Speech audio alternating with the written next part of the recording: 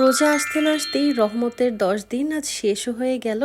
দেখতে দেখতেই রোজাগুলো শেষ হয়ে যাচ্ছে। রোজা আসলে অন্যরকম একটা শান্তি কাজ করে। সারা বছরে এই রোজার মাসটাই আমার খুব বেশি প্রিয়, তবে এই মাসটাই খুব তাড়াতাড়ি শেষ হয়ে যায়। নামাজ পড়ে উঠে দেখি তারা দুই ভাই মিলে কিছু বানানোর চেষ্টা করছে। তো তারা এখানে সসেস কেটে নিয়েছে, তারা নাকি মোমো বানাবে। তো আমি বললাম যে সরো, তোমরা পারবে না, আমি তোমাদেরকে কিছু একটা বানিয়ে দিই। তো তারা বলছিল আজকে অন্যরকম কিছু খাবে, তো অন্যরকম কি আর দেওয়া যায়। তো আমার মাথায় একটা আইডিয়া আসলো যে কেন না আজকে খুব সিম্পল ওয়েতে শর্মা বানিয়ে দিই। এই শর্মা বানানোটা খুবই ইজি, প্রত্যেকবার রোজায় আমি একবার না একবার এটা বানিয়েই থাকি। তো এখানে আমি চিকেন নিয়েছি, একদম বুকের পিসগুলো, সলিড মাংস যেগুলো।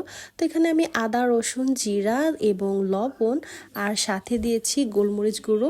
তো এগুলো দিয়ে সুন্দর করে এটা আমি মিক্স করে কিছুক্ষণ রেখে দিব।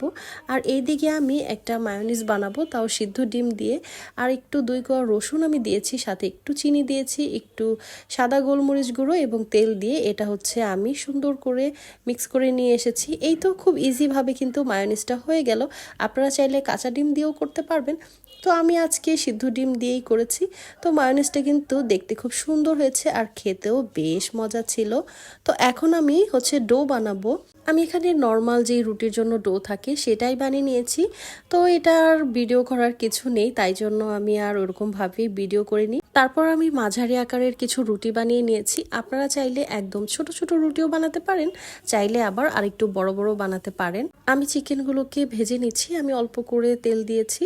আর চিকেনগুলোকে আস্তে আস্তে ভেজে নেবেন যতক্ষণ পর্যন্ত পুরোপুরি কুক না হচ্ছে। আর এদিকে আমি ভেজিটেবলগুলো মিক্স করে নিব। এখানে আমি টমেটো আর শসা নিয়েছি, সাথে আমি একটু কাঁচামরিচ দিয়েছি, একটু পেঁয়াজ দিয়েছি, একটু ঝালঝাল যেন লাগে। তো এখন আমি এখানে মায়োনিজগুলো দিয়ে দিলাম এবং চিকেনটাও দিয়ে দিচ্ছি। এগুলো সব কিছু সুন্দর করে এখন মিক্স করে নিব। আর এটা দেখেন কতটা ইজি, আর এটা কিন্তু একটা হেলদি সালাদও বলতে পারেন। তো এটা কিন্তু আপনারা চাইলে রুটি ছাড়াও এমনি খেয়ে ফেলতে পারবেন। তো আমি একটু রুটি দিয়ে দিয়েছি যাতে বাচ্চারা একটু খেতে পছন্দ করে আর দেখতেও শর্মার মতো লাগে। আর শর্মাটা বাচ্চারা খেতে পছন্দ করে। আর ইফতারেও কিন্তু এটা বেস্ট একটা আইটেম। আমার কাছে মনে হয় ভাজা পোড়ার চাইতে এই আইটেমটা খুবই ভালো আর মজাও লাগে। কিন্তু সালাদগুলো আমি একে একে রুটির ভিতরে দিয়ে সুন্দর করে মুড়িয়ে দিয়েছি। আপনারা চাইলে টুথপিক দিয়ে সুন্দর করে গেঁথে দিতে পারেন যাতে খুলে না যায়। আর এই তো হয়ে গিয়েছে আমার সিম্পল ইজি ওয়েতে বানানো শর্মা, যেগুলো আপনারা খুব সহজেই কিন্তু বাচ্চাদের বা বড়দের বানিয়ে দিতে পারবেন। তো ভিডিওটা কেমন লাগলো অবশ্যই জানাবেন। আজকের মতো বিদায় নিচ্ছি, আল্লাহ হাফেজ।